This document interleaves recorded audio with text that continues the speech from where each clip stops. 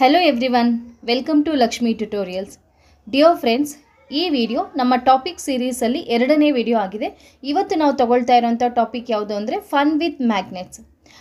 ಯಾರೆಲ್ಲ ಕರ್ನಾಟಕ ಟಿಇಟಿ 2024 ಅಲ್ಲಿ science subject ಅನ್ನು ತಗೊಳ್ತಾ ಇದ್ದೀರಾ, ಅದು ಪೇಪರ್ 1 ಆಗಿರಲಿ ಹಾಗೆ ಪೇಪರ್ 2 ಆಗಿರಲಿ, ಎರಡೂ ಪೇಪರ್ಸ್ಗೂ ಸಹ ಈ ವಿಡಿಯೋ ತುಂಬಾನೇ ಯೂಸ್ಫುಲ್ ಆಗಿರುತ್ತೆ. ಯಾಕಂತಂದ್ರೆ ನಾನು ಇಲ್ಲಿ ಮ್ಯಾಗ್ನೆಟ್ಸ್ ಬಗ್ಗೆ ಯಾವೆಲ್ಲ ಬೇಸಿಕ್ ಕಾನ್ಸೆಪ್ಟ್ಸ್ ಇದೆ ಆ ಎಲ್ಲ ಕಾನ್ಸೆಪ್ಟ್ಸ್ ಅನ್ನು ಸಹ ನಾನು ಇಲ್ಲಿ ಡಿಸ್ಕಷನ್ ಮಾಡ್ತಾ ಇದ್ದೀವಿ. 6th to 10th NCERT text book ಅಲ್ಲಿ ಯಾವೆಲ್ಲ ಕಾನ್ಸೆಪ್ಟ್ಸ್ ಇದೆ ಆದಷ್ಟು ಕಾನ್ಸೆಪ್ಟ್ ಅನ್ನು ನಾನು ಇಲ್ಲಿ ತಗೊಂಡು ಡಿಸ್ಕಷನ್ ಮಾಡ್ತಾ ಇದ್ದೀನಿ. ಸೊ ಯಾರೆಲ್ಲ ಪೇಪರ್ 1 ಪೇಪರ್ 2 ಅಲ್ಲಿ ಸೈನ್ಸ್ ಅನ್ನು ತಗೊಳ್ತಾ ಇದ್ದೀರಾ ಅವ್ರಿಗೆ ಈ ವಿಡಿಯೋ ತುಂಬಾನೇ ಯೂಸ್ಫುಲ್ ಆಗಿರುತ್ತೆ. ಹಾಗೆ ಈ ಟಾಪಿಕ್ ಮೇಲೆ ಪ್ರೀವಿಯಸ್ ಇಯರ್ ಅಲ್ಲಿ ಯಾವ ತರ ಕ್ವೆಶ್ಚನ್ಸ್ ಅರೈಸ್ ಆಗಿತ್ತು ಅನ್ನೋದನ್ನ ನಾನು ಇನ್ನೊಂದು ವಿಡಿಯೋ ಮಾಡಿ ಅದನ್ನ ಅಪ್ಲೋಡ್ ಮಾಡ್ತೀನಿ. ನಮ್ಮ 1000 ಸೈನ್ಸ್ MCQ ಸರಣಿ ಏನಿದೆ ಅದರಲ್ಲಿ ಆ ವಿಡಿಯೋ ಸಿಗುತ್ತೆ. ಸೊ ಯಾರಿಗೆಲ್ಲ ಪ್ರೀವಿಯಸ್ ಇಯರ್ ಕ್ವೆಶ್ಚನ್ಸ್ ಹೇಗೆ ಅರೈಸ್ ಆಗಿತ್ತು ಅನ್ನೋದು ತಿಳ್ಕೋಬೇಕು ಅಂತಿದೆ ಅವರು ಆ ವಿಡಿಯೋನ ನೋಡಿ ಅಂತ ಹೇಳ್ತಾ, ಹಾಗೆ ಈ ವಿಡಿಯೋ ತಮ್ಮೆಲ್ಲರಿಗೂ ತುಂಬ ಯೂಸ್ಫುಲ್ ಆಗಿರುತ್ತೆ ಅಂತ ಭಾವಿಸ್ತೀನಿ. ಯೂಸ್ಫುಲ್ ಆಗಿದೆ ಅನಿಸಿದ್ರೆ ಲೈಕ್ ಮಾಡಿ, ಶೇರ್ ಮಾಡಿ, ಹಾಗೆ ಸಬ್ಸ್ಕ್ರೈಬ್ ಮಾಡಿ ಅಂತ ಹೇಳ್ತಾ ಈ ವಿಡಿಯೋನ ಸ್ಟಾರ್ಟ್ ಮಾಡೋಣ. ಡಿಯರ್ ಫ್ರೆಂಡ್ಸ್, ಮ್ಯಾಗ್ನೆಟ್ಸ್ ಅನ್ನೋ ಟಾಪಿಕ್ ಯಾವ್ಯಾವ ಕ್ಲಾಸಸ್ಸಲ್ಲಿದೆ ಅಂತಂದರೆ 6th ಸ್ಟ್ಯಾಂಡರ್ಡಲ್ಲಿ ಇದೆ. 6th ಸ್ಟ್ಯಾಂಡರ್ಡಲ್ಲಿ ಫನ್ ವಿತ್ ಮ್ಯಾಗ್ನೆಟ್ಸ್ ಅನ್ನೋ ಲೆಸನ್ ಇದೆ. ಸೊ ಅದ್ರ ಜೊತೆಗೆ ನಮಗೆ 10th ಸ್ಟ್ಯಾಂಡರ್ಡಲ್ಲಿ ಇದ್ರ ಬಗ್ಗೆ ಒಂದು ಸ್ವಲ್ಪ ಇನ್ಫಾರ್ಮೇಷನ್ ಸಿಗುತ್ತೆ. 10th ಸ್ಟ್ಯಾಂಡರ್ಡಲ್ಲಿ ಎಲೆಕ್ಟ್ರೋಮ್ಯಾಗ್ನೆಟಿಕ್ ಚಾಪ್ಟರ್ ಇದೆ. ನಾನು ಆ ಕಂಪ್ಲೀಟ್ ಚಾಪ್ಟರ್ನ ನಾನು ಇಲ್ಲಿ ತಗೊಳ್ತಾ ಇಲ್ಲ. ಮ್ಯಾಗ್ನೆಟ್ಗೆ ರಿಲೇಟೆಡ್ ಆಗಿರುವಂತಹ ಒಂದಷ್ಟು ಕಾನ್ಸೆಪ್ಟನ್ನು ಮಾತ್ರ ನಾನು ಇಲ್ಲಿ ಡಿಸ್ಕಷನ್ ಮಾಡ್ತಾ ಇದ್ದೀನಿ. ಮೊದಲಿಗೆ ಡಿಸ್ಕವರಿ ಆಫ್ ಮ್ಯಾಗ್ನೆಟ್ಸ್, ಹೇಗೆ ಮ್ಯಾಗ್ನೆಟ್ಸನ್ನು ಕಂಡುಹಿಡಿಯಲಾಯಿತು, ಕಾಂತಗಳನ್ನು ಹೇಗೆ ಕಂಡುಹಿಡಿದರು ಅಂದರೆ ಅದಕ್ಕೊಂದು ಸಿಂಪಲ್ ಆದಂಥ ಒಂದು ಸ್ಟೋರಿ ಇದೆ. ಏನದು ಅಂತಂದರೆ, ಒಬ್ಬ ಕುರಿ ಕಾಯುವವನು, ಒಬ್ಬ ಶೆಫರ್ಡ್, ಅವನ ಹೆಸರು ಏನಾಗಿರುತ್ತೆ ಅಂದರೆ ಮ್ಯಾಗ್ನಸ್. ಅವನು ಕುರಿ ಕಾಯ್ತಾ ಇರಬೇಕಾದ್ರೆ ಅವನ ಹತ್ರ ಇದ್ದಂತಹ ಒಂದು ಕೋಲಿನ ಒಂದು ತುದಿಗೆ ಕಬ್ಬಿಣ ಇರುತ್ತೆ. ಆ ಕಬ್ಬಿಣದ ಮೇಲೆ ಆಕಸ್ಮಿಕವಾಗಿ ಒಂದು ಕಲ್ಲಿನ ಮೇಲೆ ಇಡ್ತಾನೆ. ಅದನ್ನು ಇಟ್ಟಾಗ ಅದು ಸಡನ್ನಾಗಿ ಕೋಲನ್ನು ತೆಗೆಯೋದಕ್ಕೆ ಬರೋದಿಲ್ಲ. ಆಗ ಅವನಿಗೆ ಆಶ್ಚರ್ಯ ಆಗುತ್ತೆ, ಈ ಕೋಲು ಕಲ್ಲಿಗೆ ಅಟ್ರಾಕ್ಟ್ ಆಗ್ತಿದೆ ಅಂತ. ಸೊ ಹಾಗೆ ಕಂಡು ಹಿಡಿದಿದ್ದೇ ಏನದು ಅಂದರೆ ನೈಸರ್ಗಿಕ ಕಾಂತ ಅಂತ. ಅಂದರೆ ಅಲ್ಲಿ ಇದ್ದಿದ್ದಂತಹ ಕಲ್ಲು ಏನಾಗಿತ್ತು ಅಂದರೆ ಅದೊಂದು ನೈಸರ್ಗಿಕ ಕಾಂತ ಅಥವಾ ಸ್ವಾಭಾವಿಕ ಕಾಂತ ಆಗಿತ್ತು, ನ್ಯಾಚುರಲ್ ಮ್ಯಾಗ್ನೆಟ್ ಆಗಿತ್ತು. ಹಾಗಾಗಿನೇ ನಾವು ಮ್ಯಾಗ್ನೆಟ್ ಸ್ವಾಭಾವಿಕವಾಗಿ ಸಿಕ್ಕಂತಹ ಒಂದು ಕಲ್ಲೇನಿತ್ತು ಅದನ್ನು ನಾವು ಮ್ಯಾಗ್ನೆಟೈಟ್ ಅಂತ ಕರಿತಾ ಇದ್ರು. ಯಾಕೆ ಅದನ್ನು ಮ್ಯಾಗ್ನೆಟೈಟ್ ಅಂತ ಕರಿತಾ ಇದ್ರು ಅಂತಂದರೆ, ಅದು ಆ ಶೆಫರ್ಡ್ ನೇಮ್ ಏನಿತ್ತು ಅದು ಮ್ಯಾಗ್ನಸ್ ಅಂತ ಇತ್ತು. ಆ ಕುರಿ ಕಾಯುವವನ ಹೆಸರು ಮ್ಯಾಗ್ನಸ್ ಅಂತ ಇತ್ತು. ಹಾಗಾಗಿ ಆ ಕಲ್ಲಿಗೆ, ಆ ಸ್ಪೆಷಲ್ ಆಗಿದ್ದಂತಹ ಒಂದು ಕಲ್ಲಿಗೆ ಅವರು ಮ್ಯಾಗ್ನಸ್ ಅಂತ ಕರೆದ್ರು. ಇದು ಯಾಕೆ ಅಂತಂದರೆ, ಕೆಲವರು ಏನಂತ ಹೇಳ್ತಾರೆ, ಆ ಶೆಫರ್ಡನ ನೇಮು ಅಂದರೆ ಆ ಕುರಿ ಕಾಯುವವನ ನೇಮ್ ಏನಾಗಿತ್ತು, ಮ್ಯಾಗ್ನಸ್ ಆಗಿತ್ತು ಅಂತ. ಹಾಗೆ ಇನ್ನೂ ಕೆಲವರು ಏನಂತ ಹೇಳ್ತಾರೆ ಅಂತಂದರೆ, ಆ ಕಲ್ಲು ಕಂಡು ಬಂದಿದ್ದು ಎಲ್ಲಿ ಅಂತಂದರೆ ಒಂದು ಪ್ಲೇಸಲ್ಲಿ, ಆ ಪ್ಲೇಸ್ನ ನೇಮ್ ಏನಾಗಿತ್ತು ಅಂದರೆ ಮೆಗ್ನೀಷಿಯಾ ಅನ್ನೋ ಪ್ಲೇಸಲ್ಲಿ ಸಿಕ್ಕಿದ್ರಿಂದ ಅದಕ್ಕೆ ಮ್ಯಾಗ್ನೆಟೈಟ್ ಅನ್ನೋ ಹೆಸರು ಬಂತು ಅಂತ. ಹೀಗೆ ವಿವಿಧ ರೀತಿಯಲ್ಲಿ ಕಾಂತಗಳಿಗೆ ಮ್ಯಾಗ್ನೆಟ್ ಅನ್ನೋ ಹೆಸರು ಹೇಗೆ ಬಂತು ಅನ್ನೋದನ್ನು ಹೇಳ್ತಾರೆ. ಹಾಗೆ ನಾವು ನ್ಯಾಚುರಲ್ ಮ್ಯಾಗ್ನೆಟ್ಸ್ ಜೊತೆಗೆ, ಸ್ವಾಭಾವಿಕ ಕಾಂತಗಳ ಜೊತೆಗೆ ಕೃತಕವಾಗಿ ಸಹ ಮ್ಯಾಗ್ನೆಟ್ಸನ್ನು ತಯಾರಿಸಬಹುದು. ಹೇಗೆ ಅದನ್ನು ತಯಾರಿಸೋದು ಅಂತಂದರೆ, ಫ್ರಮ್ ಐರನ್ ಪೀಸಸ್, ಐರನ್ ತುಂಡುಗಳನ್ನು ತಗೊಂಡು, ಕಬ್ಬಿಣದ ತುಂಡುಗಳನ್ನು ತಗೊಂಡು ನಾವು ಅದನ್ನು ಮ್ಯಾಗ್ನೆಟಾಗಿ ಕನ್ವರ್ಟ್ ಮಾಡಬಹುದು. ಹೇಗೆ ಅದನ್ನು ಕನ್ವರ್ಟ್ ಮಾಡೋದು, ಮ್ಯಾಗ್ನೆಟಾಗಿ ಯಾವುದಾದ್ರೂ ಒಂದು ಕಬ್ಬಿಣದ ತುಂಡನ್ನು ನಾವು ಹೇಗೆ ಮ್ಯಾಗ್ನೆಟಾಗಿ ಕನ್ವರ್ಟ್ ಮಾಡಬಹುದು ಅಂತಂದರೆ, ಒಂದು ಕಬ್ಬಿಣದ ತುಂಡನ್ನು ತಗೊಂಡು, ಒಂದು ಕಬ್ಬಿಣದ ಚೂರು ಏನಾದರೂ ಆಗಿರಬಹುದು, ಅದು ಒಂದು ಪಿನ್ ಆಗಿರ್ಬೋದು, ಒಂದು ಬ್ಲೇಡ್ ಆಗಿರಬಹುದು, ಒಂದು ಸೂಜಿ ಆಗಿರಬಹುದು, ಅದನ್ನು ತಗೊಂಡು ನಾವೇನು ಮಾಡಬೇಕು ಅಂತಂದರೆ, ಒಂದು ಮ್ಯಾಗ್ನೆಟಿಂದ, ಇಲ್ಲೊಂದು ಮ್ಯಾಗ್ನೆಟ್ ಇದೆಯಲ್ಲ, ಈ ಮ್ಯಾಗ್ನೆಟಿಂದ ನಾವು ಒಂದೇ ಡೈರೆಕ್ಷನಲ್ಲಿ ಅದನ್ನು ಉಜ್ಜುತ್ತಾ ಇರಬೇಕು. ಹೀಗೆ ಓಕೆ, ಒಂದೇ ಡೈರೆಕ್ಷನಲ್ಲಿ ಹೀಗೆ ಉಜ್ಜಬೇಕು. ಅದಾದಮೇಲೆ ಮತ್ತೆ ಅದೇ ಡೈರೆಕ್ಷನಿಂದನೇ ಸ್ಟಾರ್ಟ್ ಮಾಡಬೇಕು, ರಿವರ್ಸ್ ಬರೋ ಹಾಗಿಲ್ಲ. ಒಂದೇ ಕಡೆಯಿಂದ ಇದನ್ನು ಉಜ್ಜುತ್ತಾ ಇದ್ದರೆ ಒಂದು ಮ್ಯಾಗ್ನೆಟ್ಟಿಂದ ಐರನ್ ಪೀಸನ್ನು ಉಜ್ಜುತ್ತಾ ಇದ್ದಾಗ ಅದೇನಾಗುತ್ತೆ ಅಂತಂದರೆ, ಸುಮಾರು ಒಂದು 15-20 ಸಲ ಅದನ್ನು ಉಜ್ಜಿದಾಗ ಅದ್ರ ಮೇಲೆ ಅದು ಮ್ಯಾಗ್ನೆಟಾಗಿ ಕನ್ವರ್ಟ್ ಆಗುತ್ತೆ. ಸೊ ಇದೇ ಮೆಥಡನ್ನೇ ನಾವು ಯೂಸ್ ಮಾಡೋದು ಆರ್ಟಿಫಿಷಿಯಲ್ ಮ್ಯಾಗ್ನೆಟ್ಸನ್ನು ರೆಡಿ ಮಾಡೋದಕ್ಕೆ. ಓಕೆ, ಹಾಗೆ ಆರ್ಟಿಫಿಷಿಯಲ್ ಮ್ಯಾಗ್ನೆಟ್ಸ್ ಏನಿದೆ, ಕೃತಕ ಕಾಂತಗಳೇನಿದೆ, ಅದರಲ್ಲಿ ತುಂಬ ವಿಧಗಳಿದ್ದಾವೆ, ಅನೇಕ ವಿಧಗಳಿದ್ದಾವೆ. ಅದಕ್ಕೆ ಎಕ್ಸಾಂಪಲ್ಸ್ ಯಾವುದ್ಯಾವುದು ಅಂದರೆ bar magnet, horse shoe magnet, cylindrical magnet, ball ended magnet. ಬೇರೆ ಬೇರೆ ರೀತಿಯ ಶೇಪ್ಸಲ್ಲಿ ಮ್ಯಾಗ್ನೆಟ್ಸನ್ನು ರೆಡಿ ಮಾಡಿರ್ತಾರೆ. ಅದರಲ್ಲಿ ಇಂಪಾರ್ಟೆಂಟ್ ಯಾವುದ್ಯಾವುದು ಅಂದರೆ bar magnet, horse shoe magnet, cylindrical magnet, ball ended magnet.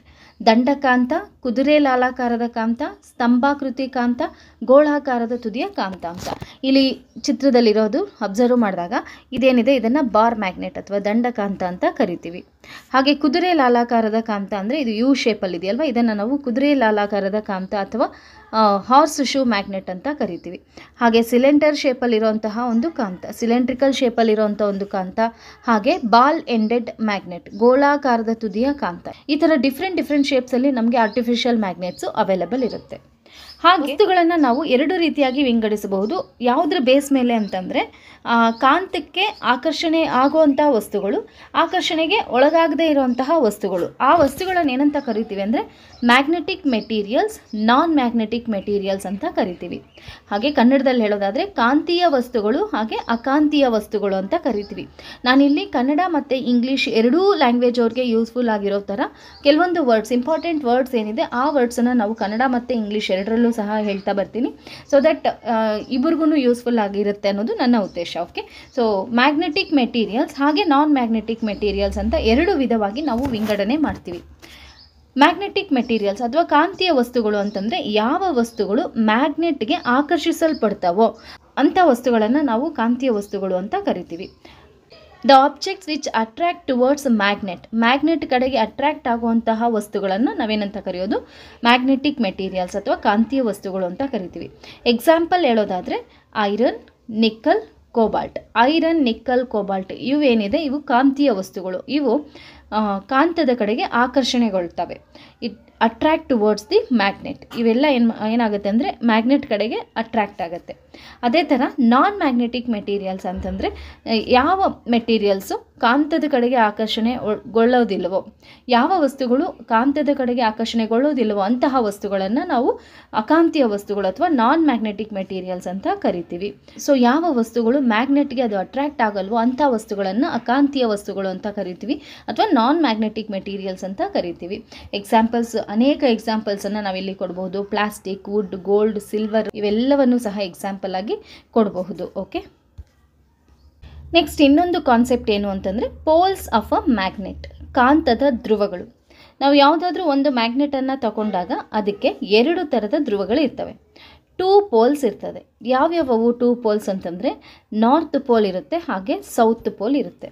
ಉತ್ತರ ಧ್ರುವ ಹಾಗೆ ದಕ್ಷಿಣ ಧ್ರುವ ಅಂತ 2 ಧ್ರುವಗಳು ಇರ್ತವೆ. ಯಾವುದಾದ್ರೂ ಒಂದು ಮ್ಯಾಗ್ನೆಟ್ ತೊಗೋಬೋದು, ಅದು ಯಾವುದೇ ಶೇಪಲ್ಲಿ ಇರಬಹುದು. ಯಾವುದೇ ಶೇಪಲ್ಲಿರುವಂಥ ಮ್ಯಾಗ್ನೆಟನ್ನು ತಗೊಂಡಾಗೂ ಸಹ ಅದಕ್ಕೆ 2 ಧ್ರುವಗಳಿರ್ತವೆ. ಯಾವುವು ಧ್ರುವಗಳು ಅಂದರೆ ನಾರ್ತ್ ಪೋಲ್ ಹಾಗೆ ಸೌತ್ ಪೋಲ್, ಉತ್ತರ ಧ್ರುವ ಹಾಗೆ ದಕ್ಷಿಣ ಧ್ರುವ ಅಂತ ಕರಿತೀವಿ.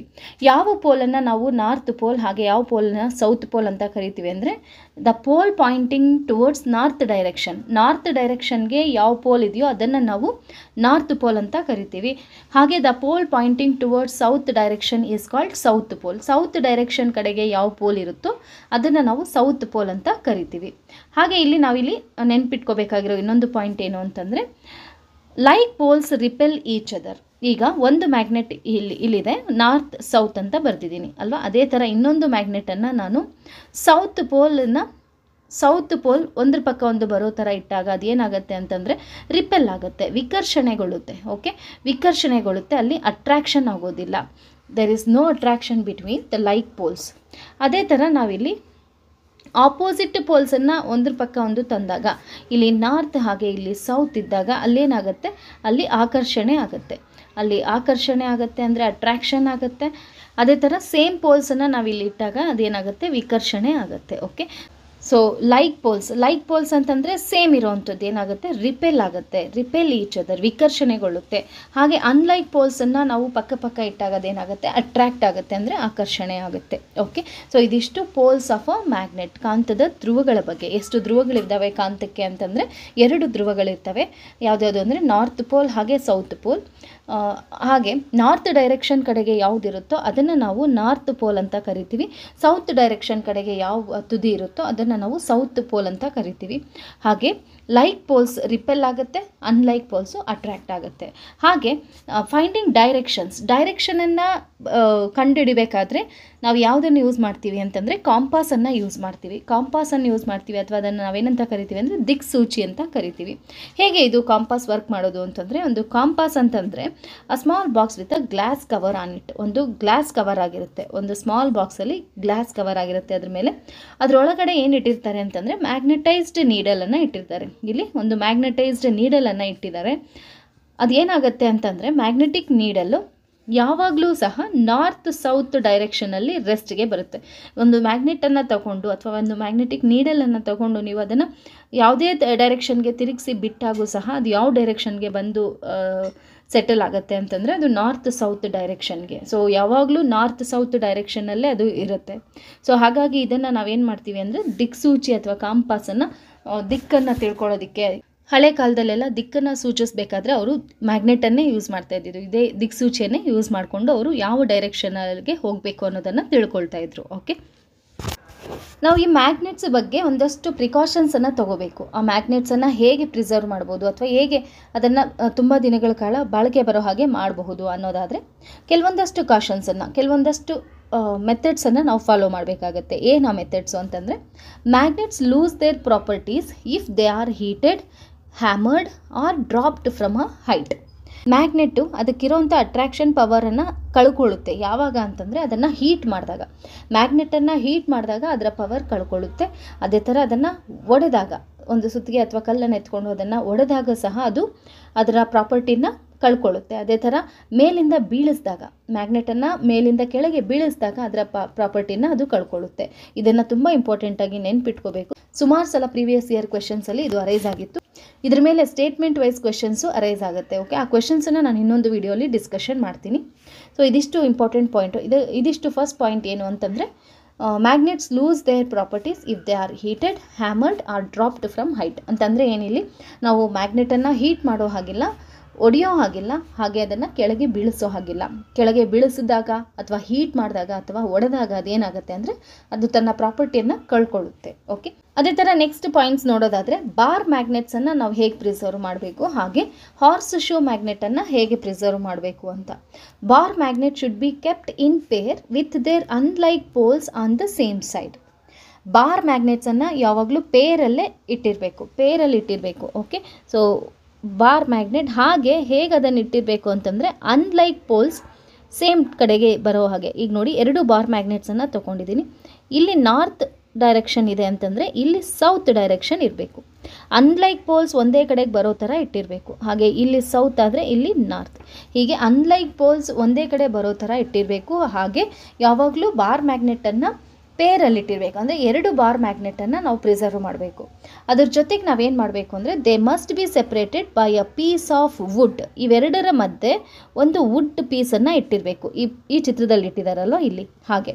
ಸೊ ಎರಡು ಬಾರ್ ಮ್ಯಾಗ್ನೆಟ್ ನಡುವೆ ಒಂದು ವುಡನ್ ಪೀಸನ್ನು ಇಟ್ಟಿದ್ದಾರೆ. ಹಾಗೆ ಈ ಬಾರ್ ಮ್ಯಾಗ್ನೆಟ್ಸನ್ನು ಇಡಬೇಕಾದ್ರೆ ಹೇಗೆ ಇಟ್ಟಿರ್ಬೇಕು ನಾವು, ಅನ್ಲೈಕ್ ಪೋಲ್ಸ್ ಒಂದೇ ಕಡೆಗೆ ಬರೋ ಹಾಗೆ ಇಟ್ಟಿರಬೇಕು. ಅನ್ಲೈಕ್ ಪೋಲ್ಸ್ ಒಂದ್ರ ಪಕ್ಕ ಒಂದು ಬಂದಿರೋ ಥರ ಇಟ್ಟಿರಬೇಕು. ಅವುಗಳ ನಡುವೆ ಒಂದು ವುಡನ್ ಪೀಸನ್ನು ಇಟ್ಟಿರಬೇಕು. ಜೊತೆಗೆ ನಾವೇನು ಮಾಡಬೇಕು ಅಂತಂದರೆ, ಒಂದು ಸಾಫ್ಟ್ ಐರನ್ ಪೀಸನ್ನು ಆ ಕಡೆ ಎಡ್ಜ್ ಹಾಗೆ ಈ ಕಡೆ ಎರಡೂ ಕಡೆ ಎಡ್ಜಸ್ಗೆ ನಾವು ಒಂದು ಸಾಫ್ಟ್ ಐರನ್ ಪೀಸನ್ನು ಇಟ್ಟಿರಬೇಕಾಗುತ್ತೆ. ಸೊ ಬಾರ್ ಮ್ಯಾಗ್ನೆಟ್ಸನ್ನು ಪ್ರಿಸರ್ವ್ ಮಾಡೋ ಮೆಥಡ್ ಹೇಗೆ ಅಂತಂದರೆ, ಬಾರ್ ಮ್ಯಾಗ್ನೆಟ್ಸನ್ನು ಎರಡು ಪೇರ್ಸಲ್ಲಿ ಇಟ್ಟಿರಬೇಕು. ಆ ಎರಡೂ ಬಾರ್ ಮ್ಯಾಗ್ನೆಟ್ಸ್ನ ಅನ್ಲೈಕ್ ಪೋಲ್ಸ್ ಒಂದೇ ಕಡೆಗೆ ಬರೋ ಥರ ಇಟ್ಟಿರಬೇಕು. ಅವೆರಡರ ನಡುವೆ ಒಂದು ವುಡನ್ ಪೀಸನ್ನು ಇಟ್ಟಿರಬೇಕು. ಹಾಗೆ ಎಡ್ಜಸ್ಸಲ್ಲಿ ಆ ಕಡೆ ಎಡ್ಜ್ ಹಾಗೆ ಈ ಕಡೆ ಎಡ್ಜ್ಗೆ ನಾವೇನು ಮಾಡಬೇಕು ಅಂದರೆ ಒಂದು ಸಾಫ್ಟ್ ಐರನ್ ಪೀಸನ್ನು ಇಟ್ಟಿರಬೇಕಾಗಿರುತ್ತೆ. ಈ ಮೆಥಡಲ್ಲಿ ನಾವು ಬಾರ್ ಮ್ಯಾಗ್ನೆಟನ್ನು ಪ್ರಿಸರ್ವ್ ಮಾಡಬೇಕು. ಈ ಪಾಯಿಂಟ್ಸ್ ಮೇಲೆನೂ ಸಹ ನಮಗೆ ಕ್ವೆಶನ್ಸ್ ಅರೈಸ್ ಆಗುತ್ತೆ. ನಮಗೆ TET ಎಕ್ಸಾಮ್ ಆಗಿರಬಹುದು, ಕರ್ನಾಟಕ TET, CTET, ಹಾಗೆ GPSTR ಯಾವುದೇ ಎಕ್ಸಾಮ್ಗೆ ನಾವು ಪ್ರಿಪೇರ್ ಆಗ್ತಾ ಇದ್ದೀವಿ ಅಂತಂದರೆ 6th to 10th NCERTನ ಟೆಕ್ಸ್ಟ್ ಬುಕ್ನ every line, each and every ಲೈನನ್ನು ನಾವು ಪ್ರಿಪೇರ್ ಆಗಬೇಕಾಗತ್ತೆ. ಇದು ನೋಡೋದಕ್ಕೆ ಸಿಂಪಲ್ ಅಂತಲೇ ಅನಿಸುತ್ತೆ, ಬಟ್ ಕ್ವೆಶನ್ಸ್ ಹೇಗೆ ಅರೈಸ್ ಆಗಿರುತ್ತೆ ಅಂತಂದರೆ, ಈ ನಡುವೆ ಅಂತೂ ಬರ್ತಾ ಇರೋವಂಥ ಕ್ವೆಶನ್ಸಲ್ಲಿ ಲೆಂತಿ ಕ್ವೆಶನ್ಸ್ ಇರ್ತವೆ, ಸೆಂಟೆನ್ಸ್ ವೈಸ್ ಕ್ವೆಶನ್ಸ್ ಇರ್ತವೆ. ಸೊ ಅಂಥ ಸೆಂಟೆನ್ಸ್ ಕೊಟ್ಟಿರೋವಾಗ ನಮಗೆ ಈಸಿಯಾಗಿ ಆನ್ಸರ್ ಮಾಡಬೇಕು ಅನ್ನೋದಾದರೆ ಈ ಥರ ಎಲ್ಲ ಪಾಯಿಂಟ್ಸನ್ನು ಸಹ ನಾವು ಗಮನವಿಟ್ಟು ಅರ್ಥ ಮಾಡ್ಕೋಬೇಕಾಗತ್ತೆ. ಓಕೆ, ಸೊ ಇದನ್ನು ಸಿಂಪಲ್ ಆಗಿದೆ ಅಂತ ನಾವು ನೆಗ್ಲೆಕ್ಟ್ ಮಾಡೋ ಹಾಗಿಲ್ಲ. ಓಕೆ, ಹಾಗೆ ಹಾರ್ಸ್ ಶೂ ಮ್ಯಾಗ್ನೆಟನ್ನು ಹೇಗೆ ನಾವು ಪ್ರಿಸರ್ವ್ ಮಾಡಬೇಕು, ಹೇಗೆ ಎತ್ತಿಡಬೇಕು ಅಂತಂದರೆ, ಹಾರ್ಸ್ ಶೂ ಮ್ಯಾಗ್ನೆಟನ್ನು ಎಡ್ಜ್ ಏನಿದೆ ಅದಕ್ಕೆ ನಾವು ಒಂದು ಸಾಫ್ಟ್ ಐರನ್ ಪೀಸನ್ನು ಅಟ್ಯಾಚ್ ಮಾಡಿ ಇಟ್ಟಿರಬೇಕು. ಇದು ಸಿಂಪಲ್ಲಾಗಿ ನಾವು ಈ ಥರ ಹಾರ್ಸ್ ಶೂ ಮ್ಯಾಗ್ನೆಟನ್ನು ಪ್ರಿಸರ್ವ್ ಮಾಡಬಹುದು. Okay, next concept magnetic field, ಕಾಂತಕ್ಷೇತ್ರ ಅಥವಾ ಕಾಂತೀಯ ಕ್ಷೇತ್ರ. ಏನು ಕಾಂತೀಯ ಕ್ಷೇತ್ರ ಅಥವಾ ಮ್ಯಾಗ್ನೆಟಿಕ್ ಫೀಲ್ಡ್ ಅಂತಂದರೆ, ಒಂದು ಮ್ಯಾಗ್ನೆಟನ್ನು ಇಟ್ಟಾಗ ಅದರ ಸುತ್ತಲೂ ಎಷ್ಟು ಪ್ಲೇಸಲ್ಲಿ ಅಥವಾ ಎಷ್ಟು ಸ್ಥಳಾವಕಾಶದಲ್ಲಿ ಅದು ಮ್ಯಾಗ್ನೆಟಿಕ್ ಫೋರ್ಸ್ ಎಕ್ಸ್ಪೀರಿಯನ್ಸ್ ಆಗುತ್ತೋ ಅದನ್ನೇ ನಾವು ಮ್ಯಾಗ್ನೆಟಿಕ್ ಫೀಲ್ಡ್ ಅಂತ ಕರಿತೀವಿ. ಓಕೆ, ಸೊ ಇಲ್ಲಿ ಫಿಗರ್ ನೋಡೋದಾದರೆ ಇಲ್ಲಿ ಒಂದು ಮ್ಯಾಗ್ನೆಟ್ ಇದೆ, ಅದರ ಸುತ್ತಲೂ ನಾವು ಕಬ್ಬಿಣದ ಪುಡಿಯನ್ನು ಹಾಕಿದಾಗ ಅದು ಹೇಗೆ ಅಲೈನ್ ಆಗುತ್ತೆ ಅನ್ನೋದು ಇಲ್ಲಿ ಗಮನಿಸ್ಬೋದು ಅಲ್ವಾ. ಸೊ ಇದಿಷ್ಟು ಪ್ಲೇಸನ್ನು ನಾವೇನಂತ ಕರಿತೀವಿ, ಒಂದು ಕಾಂತಕ್ಷೇತ್ರ ಅಥವಾ ಮ್ಯಾಗ್ನೆಟಿಕ್ ಫೀಲ್ಡ್ ಅಂತ ಕರಿತೀವಿ. ಸೊ ಈ ಮ್ಯಾಗ್ನೆಟಿಕ್ ಫೀಲ್ಡ್ ಬಗ್ಗೆ ಇನ್ನೊಂದಷ್ಟು ಇನ್ಫಾರ್ಮೇಷನ್ ತಿಳ್ಕೊಳ್ಳೋದಾದರೆ, ಮ್ಯಾಗ್ನೆಟಿಕ್ ಫೀಲ್ಡ್ಗೆ ಡೈರೆಕ್ಷನ್ ಇದೆ, ಹಾಗೆ ಮ್ಯಾಗ್ನಿಟ್ಯೂಡ್ ಇದೆ. Magnetic field has both direction and magnitude. Magnitude ಹಾಗೆ ಡೈರೆಕ್ಷನ್ ಇರೋದ್ರಿಂದ ಇದನ್ನು ಏನಂತ ಕರಿತೀವಿ ಅಂದರೆ, ಇದೊಂದು ವೆಕ್ಟಾರ್ ಕ್ವಾಂಟಿಟಿ. ಇದನ್ನು ಎಕ್ಸಾಮ್ಸಲ್ಲಿ ಕೇಳ್ಬೋದು, ಮ್ಯಾಗ್ನೆಟಿಕ್ ಫೀಲ್ಡ್ ಅನ್ನೋದು ಸ್ಕೇಲಾರ್ ಕ್ವಾಂಟಿಟಿನ ಅಥವಾ ವೆಕ್ಟಾರ್ ಕ್ವಾಂಟಿಟಿನ ಅಂತ. ಮ್ಯಾಗ್ನೆಟಿಕ್ ಫೀಲ್ಡ್ ಅನ್ನೋದು ವೆಕ್ಟಾರ್ ಕ್ವಾಂಟಿಟಿ, ಯಾಕಂತಂದರೆ ಅದಕ್ಕೆ ದಿಕ್ಕು ಇದೆ ಹಾಗೆ ಪರಿಮಾಣನೂ ಇದೆ.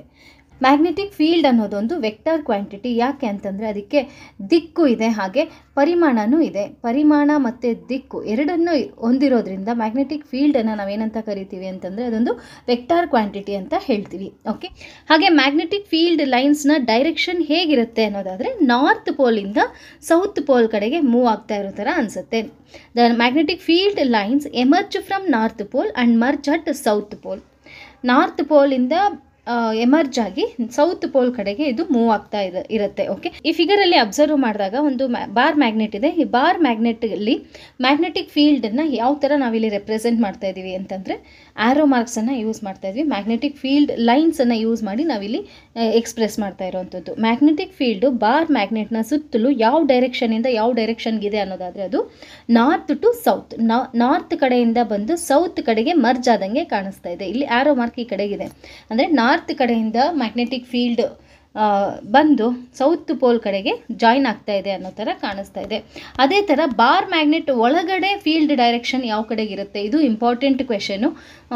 ಕನ್ಫ್ಯೂಷನ್ ಮಾಡೋದಕ್ಕೆ ಇದು ಸುಮಾರು ಸಲ ಕ್ವೆಶನ್ಸು ಕೇಳಿದರು ಪ್ರೀವಿಯಸ್ ಇಯರಲ್ಲಿ.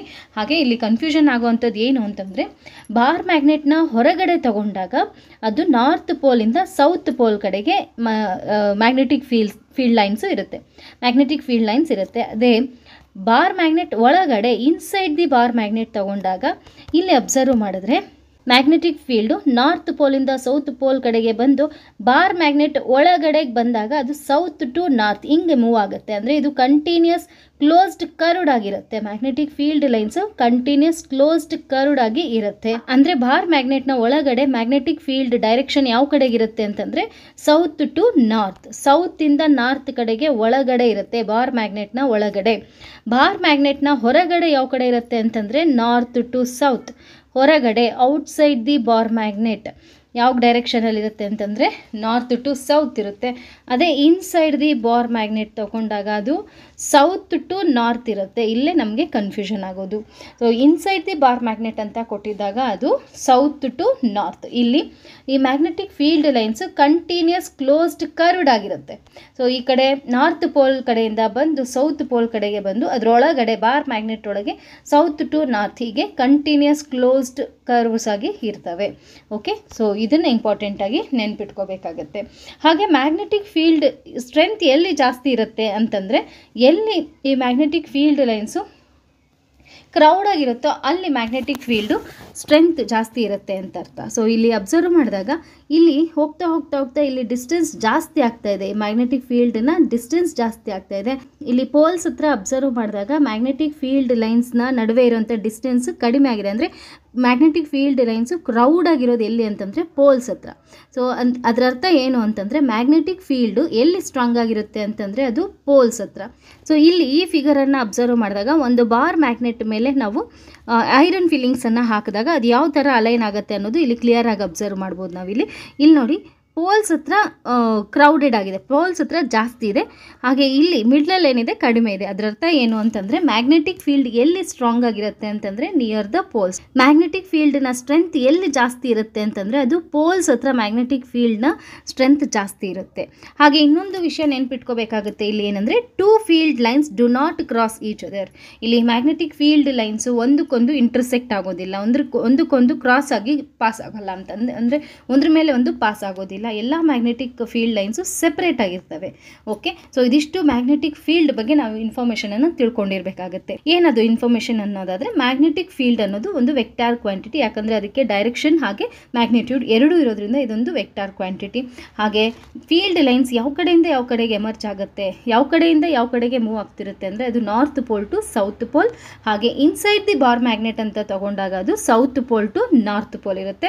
ಹಾಗೆ ಮ್ಯಾಗ್ನೆಟಿಕ್ ಲೈನ್ಸ್ ಅನ್ನೋದು ಕ್ಲೋಸ್ಡ್ ಕರ್ವ್ಸ್ ಆಗಿರ್ತವೆ, ಅದು ಕಂಪ್ಲೀಟ್ ಒಂದು ಕರ್ವ್ ಥರ, ಒಂದು ಸರ್ಕಲ್ ಥರ ಅದು ರೊಟೇಟ್ ಆಗ್ತಾ ಇರೋ ಥರ ಅನಿಸುತ್ತೆ. Okay, next magnetic field strength ಎಲ್ಲಿ ಜಾಸ್ತಿ ಇರುತ್ತೆ ಅಂತಂದರೆ it is stronger at the poles ಹತ್ರ ಸ್ಟ್ರಾಂಗ್ ಆಗಿರುತ್ತೆ. ಹಾಗೆ magnetic field lines do not cross each other. So ಇದಿಷ್ಟು ಇನ್ಫಾರ್ಮೇಷನ್ ಮ್ಯಾಗ್ನೆಟಿಕ್ ಫೀಲ್ಡ್ ಬಗ್ಗೆ ನಾವು ತಿಳ್ಕೊಂಡಿರಬೇಕಾಗತ್ತೆ. ಡಿಯರ್ ಫ್ರೆಂಡ್ಸ್, ಮ್ಯಾಗ್ನೆಟ್ಸ್ ಚಾಪ್ಟರಲ್ಲಿ ನಮ್ಮ 6th to 10th NCERT text ಬುಕ್ಕಲ್ಲಿ ಏನೆಲ್ಲ ಕಾನ್ಸೆಪ್ಟ್ ಇದೆ ಅದಷ್ಟನ್ನು ನಾನು ಇಲ್ಲಿ ಡಿಸ್ಕಷನ್ ಮಾಡಿದ್ದೀನಿ. ಬೇಸಿಕ್ ಲೆವೆಲಿಂದನೂ ನಾನು ಡಿಸ್ಕಷನ್ ಮಾಡಿರೋದ್ರಿಂದ ಕರ್ನಾಟಕ TETಯಲ್ಲಿ ಅಥವಾ GPSTRಲ್ಲಿ ಪೇಪರ್ 1 ಹಾಗೆ ಪೇಪರ್ 2 ಯಾರೆಲ್ಲ ತೊಗೊಳ್ತಾ ಇದ್ದೀರಾ, ಸೈನ್ಸ್ ಸಬ್ಜೆಕ್ಟನ್ನು ಯಾರೆಲ್ಲ ತೊಗೊಳ್ತಾ ಇದ್ದೀರಾ ಅವ್ರಿಗೆ ಈ ವಿಡಿಯೋಸು ತುಂಬಾ ಯೂಸ್ಫುಲ್ ಆಗಿರುತ್ತೆ. ಇದೇ ಟಾಪಿಕ್ ಮೇಲೆ ಪ್ರೀವಿಯಸ್ ಇಯರಲ್ಲಿ ಯಾವ ಥರ ಕ್ವೆಶನ್ಸ್ ಅರೇಸ್ ಆಗಿತ್ತು ಅನ್ನೋದನ್ನು ಇನ್ನೊಂದು ವಿಡಿಯೋ ಮಾಡಿ ನಾನು ಅಪ್ಲೋಡ್ ಮಾಡ್ತೀನಿ. ಆ ವಿಡಿಯೋನ ನೋಡಿ ನಿಮಗೆ ಯಾವ ಥರ ಕ್ವೆಶನ್ಸ್ ಅರೇಸ್ ಆಗುತ್ತೆ ಅನ್ನೋದು ನಿಮಗೆ ಒಂದು ಐಡಿಯಾ ಸಿಗುತ್ತೆ. ಓಕೆ, ಈ ವಿಡಿಯೋ ತಮ್ಮೆಲ್ಲರಿಗೂ ತುಂಬ ಯೂಸ್ಫುಲ್ ಆಗಿರುತ್ತೆ ಅಂತ ಭಾವಿಸ್ತೀನಿ. ಯೂಸ್ಫುಲ್ ಆಗಿದೆ ಅನಿಸಿದ್ರೆ ಲೈಕ್ ಮಾಡಿ, ಶೇರ್ ಮಾಡಿ, ಹಾಗೆ ಸಬ್ಸ್ಕ್ರೈಬ್ ಮಾಡಿ ಅಂತ ಹೇಳ್ತಾ ಈ ವಿಡಿಯೋನ ಇಲ್ಲಿಗೆ ಎಂಡ್ ಮಾಡ್ತಾ ಇದ್ದೀನಿ. Thanks for watching.